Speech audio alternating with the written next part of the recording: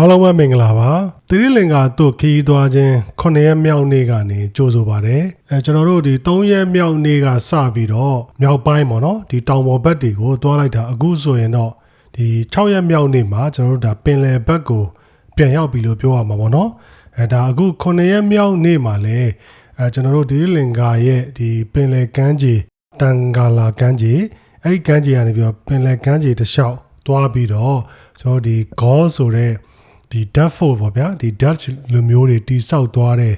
ဒီသူတို့ရဲ့ရေတပ်စိတ်ကမ်းခံတပ်နေရာမှာညအိမ်မှာပဲဖြစ်ပါတယ်9ရက်မြောက်နေ့ခရီးစဉ်မှာတော့ကျွန်တော်တို့ဒီခရီးစဉ်ကိုစဆွဲတုန်းကမပါလိုက်တဲ့အိန္ဒိယသမုဒ္ဒရာထဲမှာ whales ကြည့်ခြင်းကိုတွားပြစ်တယ်ပေါ့နော်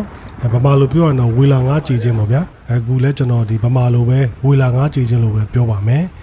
အဲ့ဒီဝေလာငါးကြည့်ပြီးသွားရင်အဲ့ဒီကမ်းခြေကနေပြီးတော့ဒါသီရိလင်္ကာကိုရောက်တဲ့လူတိုင်းမဖြစ်မနေတွားမယ်ဒါမယ်ရီဆာကမ်းခြေပေါ့နော်အဲ့ဒီကမ်းခြေကိုတွားမယ်အဲ့ဒီကမ်းခြေကမှတဆင့်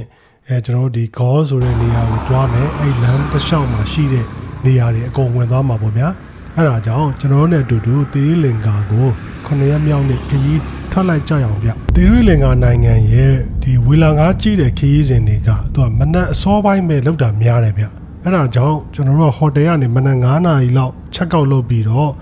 သူတို့နဲ့ချိန်ထားတဲ့9နာရီခွဲလောက်ကိုအမိသွားရတယ်ခင်ဗျဝေလာငါးကြည့်တဲ့နေရာကသူတို့ဒီလိုမျိုးကမ်းခြေတစ်ခုပေါ့နော်အဲ့ဒီကမ်းခြေမှာကသူကငါးဖမ်းသမောတွေလဲစိုက်တဲ့စိတ်ကမ်းမှာပဲကျွန်တော်တို့ဒီဝေလာငါးကြည့်တဲ့သမောတွေလဲရှိတာပေါ့နော်ဝေလာငါးကြည့်ဖို့အတွက်ကိုလူတူကို$35ပေးရတယ်ခင်ဗျသုံးဘောပေါ်မှာတော့ရေကော်ဖီနဲ့အစားအစာတစ်ခုသူတို့ကကျွေးပါတယ်ပြီးတော့မူးရင်လည်းတောက်ဖို့အတွက်ဆေးတွေလည်းသူတို့ကလိုအပ်ရင်ယူဖို့ပြောတယ်ခင်ဗျဒါအခုဒီမြေဆိုင်ဆိုင်းဘုတ်ကလေးကတော့ဒီစိတ်ကမ်းကိုဒါ USAID ရဲ့အစီအစဉ်နဲ့စောက်ထားတယ်ဆိုတာကိုသူတို့ပြောပြထားတာခင်ဗျသူတို့ကဒီစိတ်ကမ်းရဲ့ပုံစံဘယ်လိုလဲဆိုတော့ဗျာဒီပင်လယ်ထဲကိုသူကလိုင်းကစောက်ပြီးတော့လိုင်းကစောက်တဲ့ဒီဘက်အချမ်းအတွင်းဘက်ချမ်းကဒီလေမတိုက်တော့ရေကငြိမ်ပြီးတော့အဲ့ထဲမှာဒီသမောတွေသူတို့ငါးဖမ်းတဲ့ဒီလူတွေနေကြတယ်ပေါ့နော်ဒီဘက်အပြင်ဘက်ကတော့သူကဒါကျွန်တော်တို့ဒါပင်လဲသမုဒ္ဒရာပတ်ချမ်းဖြစ်သွားတော့ဒါသူတို့လှိုင်းကြည့်တယ်ပေါ့ဗျာသွားမယ်ဆိုရင်အခုလိုမျိုးသမောတွေနဲ့သွားရတာခင်ဗျသမောမှာသူက2ထပ်ရှိတယ်ပြီးအဲ့လိုသမောတွေကအများကြီးပဲဗျတချို့ကတော့ဒီ speed boat လေးနဲ့သွားတာရှိတယ်ခင်ဗျကျွန်တော်တို့ဒါသမောတွေက7နာရီအတိလောက်ကိုစထွက်တယ်ဗျအခုစိတ်ကမ်းနေပြီးတော့ဒီအိန္ဒိယသမုဒ္ဒရာတွေကိုကျွန်တော်နိုင်ဝက်လောက်မောင်းသွားရင်ကျွန်တော်တို့ဒီဝေလာငါးတွေဒီရှိတဲ့နေရာပေါ့နော်ဝေလာငါးမြူးတဲ့နေရာကိုရောက်ပါပြီ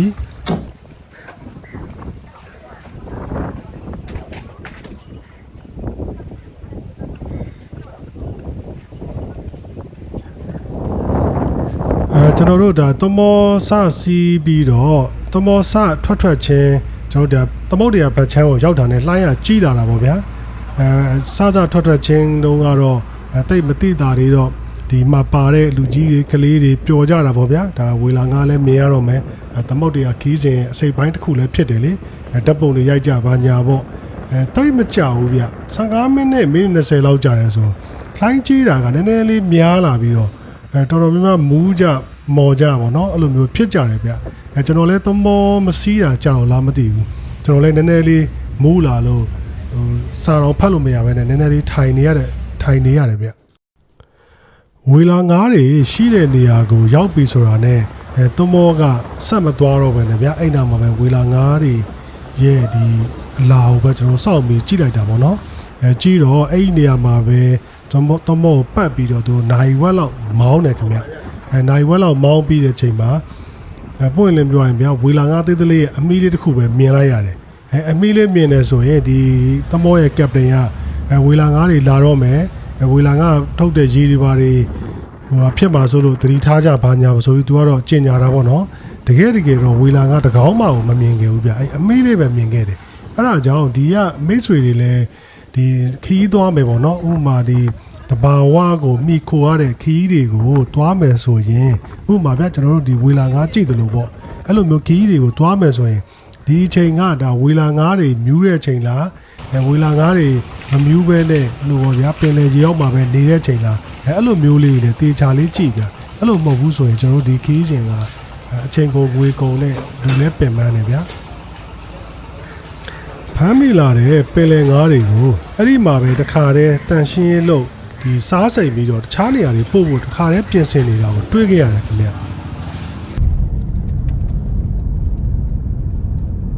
အခုကကျွန်တော်တို့ဝေလာငါဂျင်းမိသွားတော့အခုမယ်ရီဆာကမ်းခြေကိုတွားနေတာပဲဖြစ်ပါတယ်အဲ့ဒီကိုရောက်တော့လေဗျာနေ့လယ်လောက်ဆိုတော့ကျွန်တော်တို့ဒါတခါတည်းတမင်းဝင်စားလိုက်တယ်ပေါ့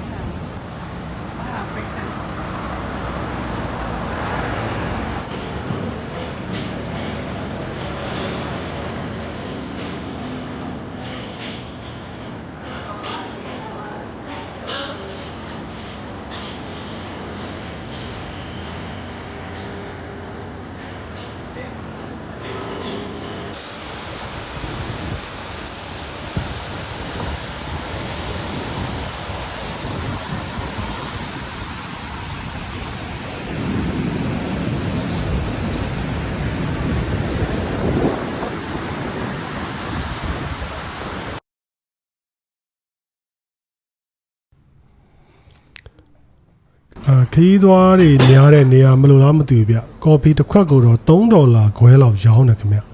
ဆိုင်ရှင်ကတော့သဘောကောင်းပါတယ်သူ့ဆိုင်နာမည်ကကမ်ဘာလီလို့မှဲ့ရတဲ့အကြောင်းရင်းကသူချစ်တဲ့ခွေးနာမည်ကိုပေးထားတာတဲ့ဒါကတော့သူတို့စီရဲ့ဒါကဘာကျော်ကမ်းခြေမယ်ရီဆာကိုရောက်ပါပြီ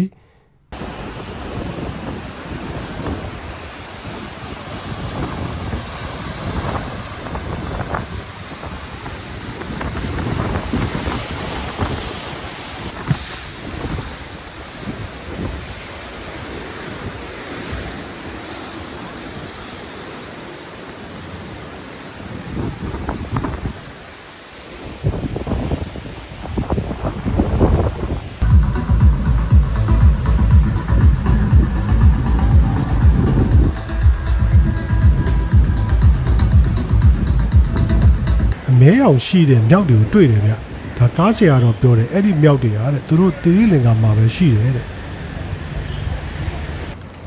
ဒါအခုမြင်တွေ့နေရတဲ့ဒီဒုတ်ချောင်းလေးတွေကဒါသီရိလင်္ကာရဲ့လုံးဝ unit ဖြစ်တဲ့ဒါဟိုပေါ့ငါးများတဲ့ပုံစံပေါ့ဗျာသူတို့ခေါ်တာတော့ဒါ still fishing လို့ခေါ်တယ်ဗျအဲ့ဒီဒုတ်ချောင်းလေးတွေပေါ်မှာလူတွေကထိုင်ပြီးတော့ငါးများတာပေါ့နော်အဲ့ဒီလူတွေနဲ့အတူတူငါးများပြီးတော့ဓာတ်ပုံရိုက်မယ်ဆို$10ကျော်လောက်ပေးရတယ်ခင်ဗျကျွန်တော်လည်းအဲ့ဒါနဲ့မရိုက်တော့ဘူးပေါ့နော်အခုကတော့ကျွန်တော်တို့ဒီ Gol ဆိုတဲ့ကမ်းခြေ Duffour ကိုရောက်လာပါပြီဒါသူ့ရဲ့ဒါအဝင်လမ်းပေါ့နော်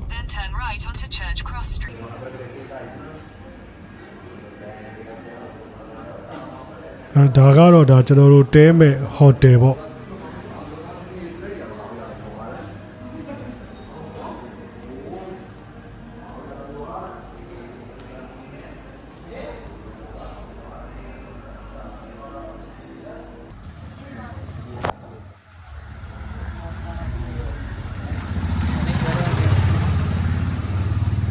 ဒီနေရာကဒီ dash တွေစောက်သွားလို့တော့မသိဘူးဗျသူ့ရဲ့ပုံစံလေးတွေက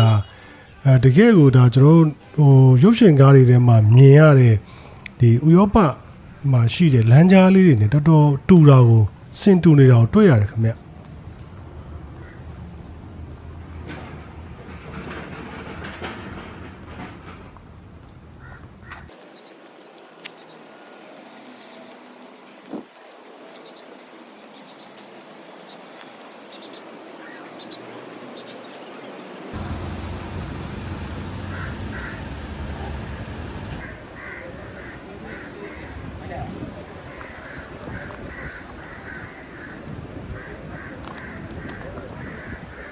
You're from Malaysia,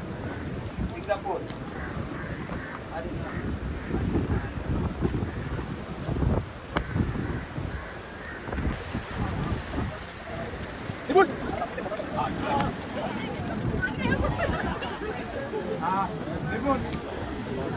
အခုနေရာတွေကတော့ဒါ sunset ကြည့်မယ်ဓာတ်ပုံရိုက်မယ်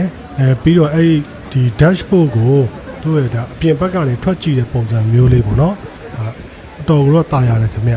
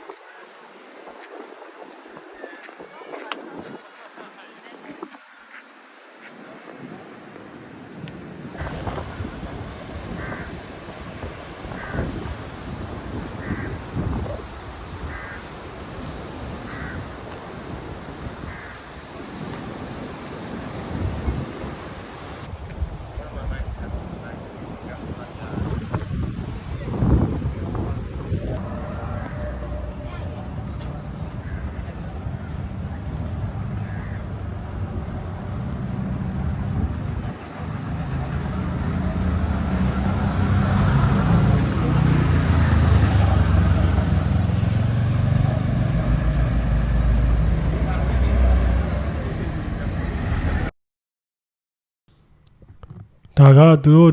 ဒါ Dutch လူမျိုးတွေအသုံးပြုခဲ့တဲ့ပုံစံအတိုင်းကိုဒါသရုပ်ပြထားခြင်းဖြစ်ပါတယ်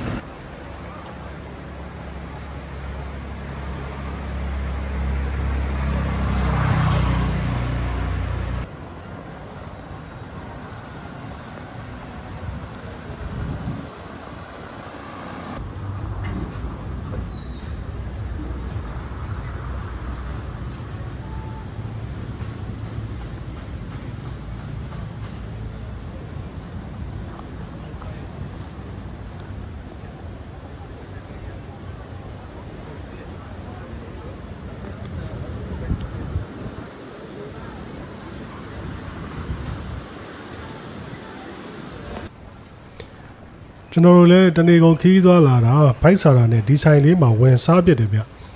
ဒီဆိုင်လေးရဲ့ထူးခြားတာကအခုဗျာသူနိုင်ရန်တွေကိုသူကအခုခစ်မီဒီဘေးလက်မီတွေကွန်ကရစ်နဲ့ပြင်ထားတယ်ပေါ့နော်ဒါပေမဲ့သူကအဲ့လိုအပေါက်ကလေးခြံပြီးတော့ဟိုးတုံးကရှိခဲ့တဲ့နိုင်ရန်ကိုလည်းအဲ့လိုပုံစံမျိုးလေးပြထားတယ်ဗျသူ့ idea လေးကလည်းမစိုးဘူးပေါ့နော်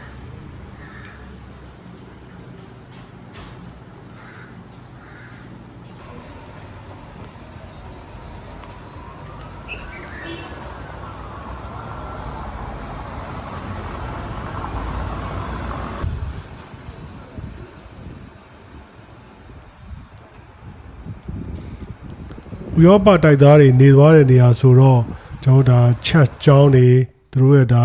wedding reception လုပ်တဲ့နေရာတွေအဲ့လိုမျိုးလေးနဲ့တီးချာချာလေးရှိတာကိုတွေ့ရတယ်ခင်ဗျ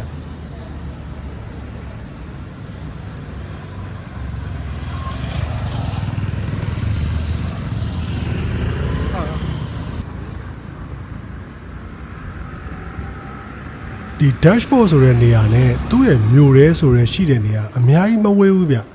ကျွန်တော်တို့ဒါ1မိုင်ကျော်2မိုင်လောက်ပဲရှိမှာခင်ဗျ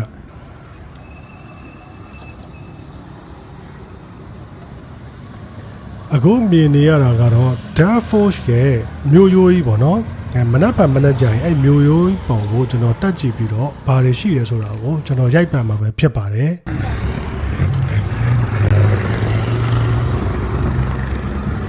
မနက်ဖြန်ကတော့သီရိလင်္ကာသို့ခရီးသွားခြင်းရှေ့ရမြောက်နေလဲဖြစ်တယ်လို့နောက်ဆုံးနေလဲဖြစ်ပါတယ်ကိုလံဘိုမြို့ကိုအပြန်မှာရှိတယ်ကျွန်တော်တို့ဒါသီရိလင်္ကာရဲ့စီးပွားရေးပြိုလဲခြင်းရဲ့ချိန်စာလို့ပြောကြတယ် Lotus Tower ကိုဝင်မယ်လွတ်လပ်ရေးကြောက်တိုင်နဲ့တခြားနာမည်ကြီးတဲ့နေရာတွေကိုလည်းဝင်မှာဖြစ်ပါတယ်အဲ့ဒါကြောင့်ကျွန်တော်တို့နောက်ဆုံး day 8သို့မဟုတ် final day မှာပြန်လည်ဆုံတွေ့ကြရအောင်ခင်ဗျအားလုံးကိုကျေးဇူးထူးတင်ပါတယ်ခင်ဗျ